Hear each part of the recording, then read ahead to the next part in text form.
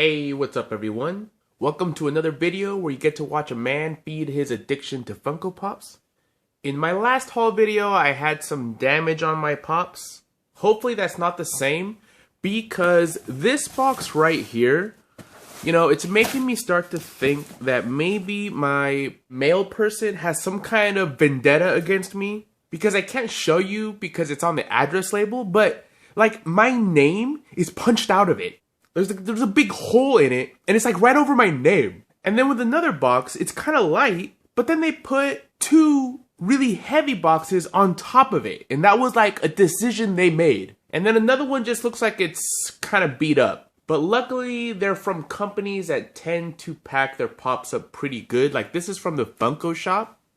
I'll show you from the inside the kind of hole this thing has. That this sick, depraved individual decided to put right over my name. I mean, I shouldn't say that. The mail person is like a very nice, older Filipino lady that always smiles and says hello when I see her. But that's to my face, like to my face. Who knows if one day I did something that just rubbed her the wrong way. And in her little van there, her little mail van, she sees my name and she decides to kick my shit around. I don't know. I don't like it. And I might have to start watching her a little closer. Okay, so, it looks a lot more severe from the outside because you see all the creasing and stuff, but you see it went all the way through. Right on my name, man.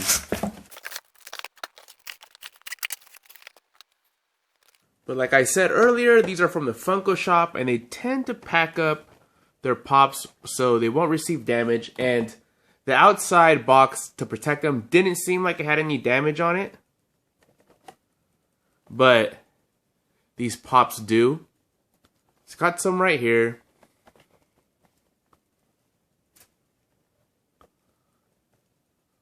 Tiny bit of creasing here that's almost invisible.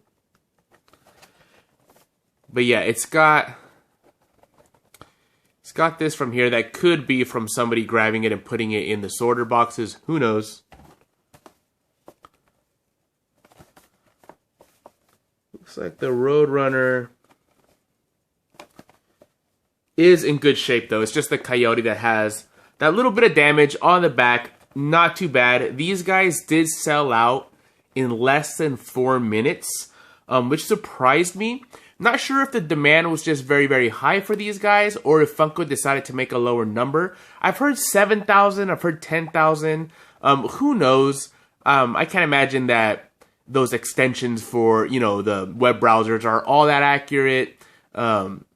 Who knows, But I do feel that they're gonna remake these. This one probably in some kind of running pose or maybe even flocked. The Coyote probably, flocked as well. But him, you can do all kinds of stuff like putting him on rollerblades with freaking rockets attached to him, a helmet, him all black where like the dynamite blew up in his face. All kinds of stuff you can do with a Coyote, and I think they are. So if you missed out on these, be patient. Don't go spending a bunch of money on these yet, because I think that, the price will go down as more people put them up for sale. And I think that they are going to release maybe another version of these. I'm not saying 100%, but there is a lot they could do with these characters. Now this is the one that had the other two heavy boxes on top of it. Don't think it will have any damage because, it's a box inside of a box. This is another one from the Funko shop.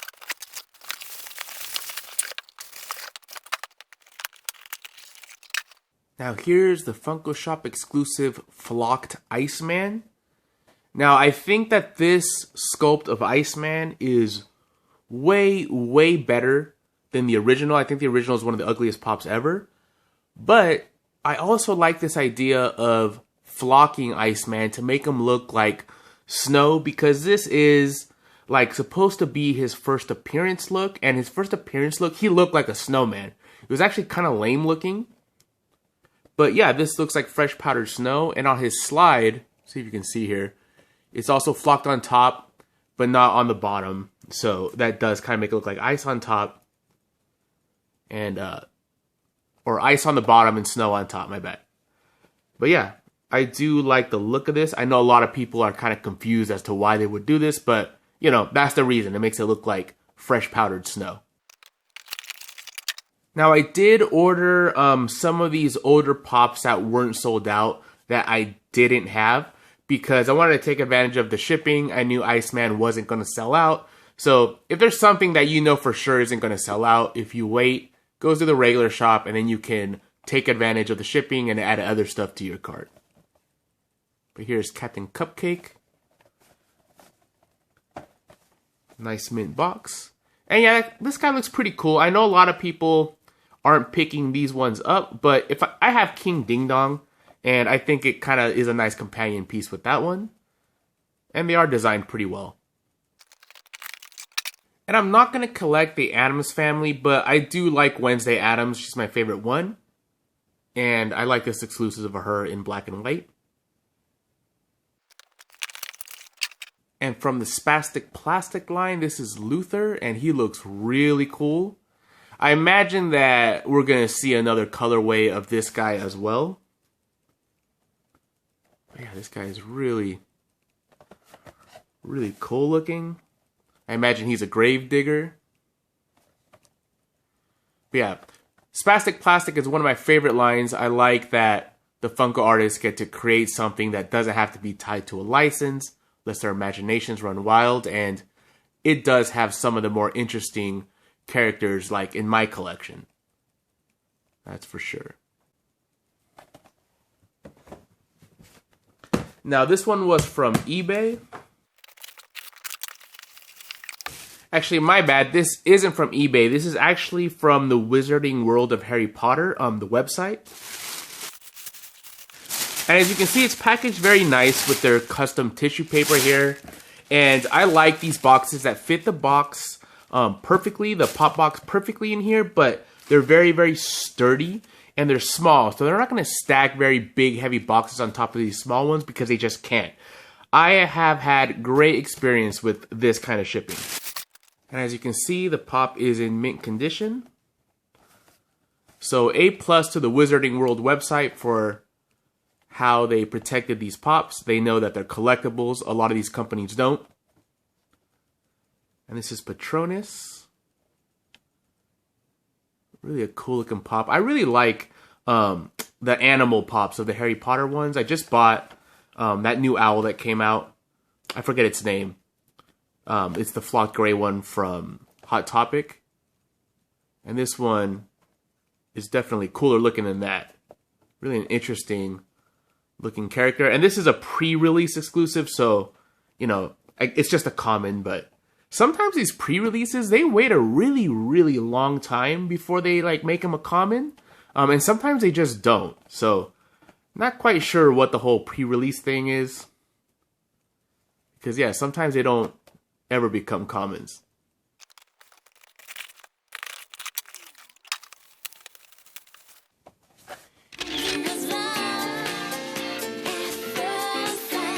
And here's one of my favorite pops of the year, the Nuka Girl from Fallout 76. And yeah, it's in this sideways box, but look how small she looks. She looks like she could have fit in a regular size box. And I want to take her out and look to see if she would. And yes, she totally would have fit in a box, you know, vertical instead of horizontal. Not sure why they decided to do her this way. Maybe it makes it look like it's a bigger pop. But, you know, these boxes are the same size as these other ones. You know, they're just horizontal, but she would have fit in there. Not sure why they decided to do that. Just makes displaying her inside of the box a lot more difficult. But yeah, look how beautiful this pop is. I love that she's sitting on a big Nuka-Cola bottle cap. Love the pose she's in. The domes always look really nice on these kind of pops. And they're getting really good with the seam. Like if you look here, it's very hard to tell because the seam is almost like as thin as a hair. It used to be a lot thicker and more pronounced, but the seams for these domes are getting really small, almost invisible. Probably the best example I've seen of it is on this one. But yeah, she looks really great, and I'm going to go ahead and keep her out of the box. So all my crying about the horizontal box, you know, is just that. Because, yeah, definitely going to keep her out of the box and displayed like on my PS4 maybe. And these three are from eBay, and they were packed very perfectly. And they're in pop protectors. These came out to around $16 each, which is, you know, pretty decent for these. Like, I didn't have to go hunt for them. I know that originally at the store you can get them for $10 each, but I didn't waste my time trying to look for them, only to find them in ruined boxes. These were guaranteed mint, and they look mint. 16 bucks each. We got the Sugar Bear,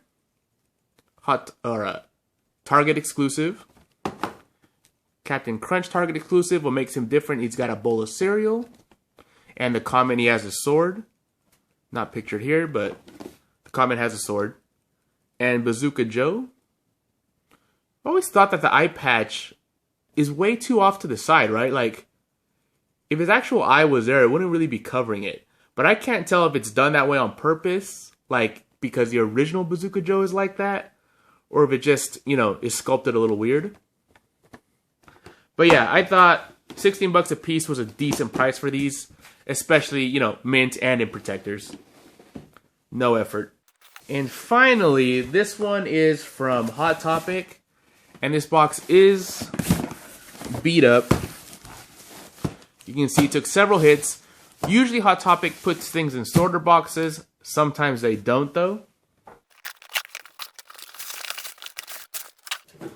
See, that big old box for just 2 pops.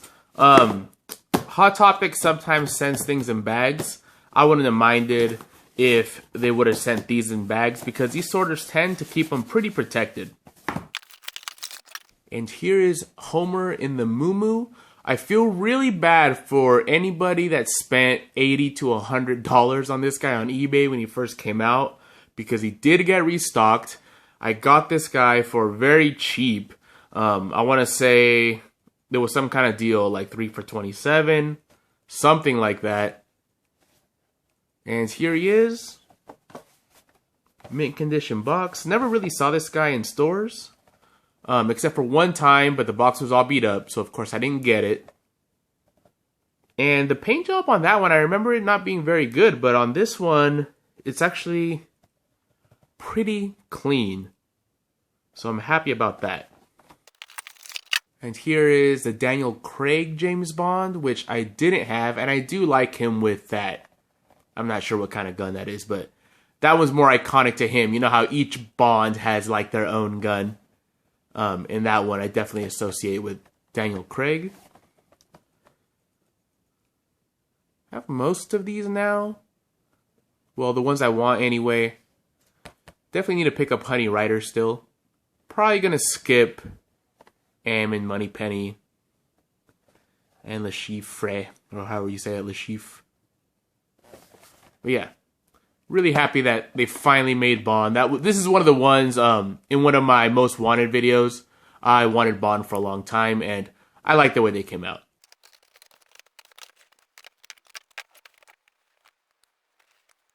Alright, so overall I'm pretty happy with my haul. All of my boxes were in mint condition, except for some slight damage on my Wile E. Coyote. And as you can see, even though Funko does charge a little bit more for their shipping, at $7, I feel like if those pops weren't packed the way they were, they might have been even more damaged. If you're careful about ordering from eBay and look at the buyer feedback and the pictures and the wording of the item, you can tell if you're buying from another collector, and they'll pack your pops up very nicely because they know what it's like to receive damaged pops. Plus, they want a good rating for your eBay transaction.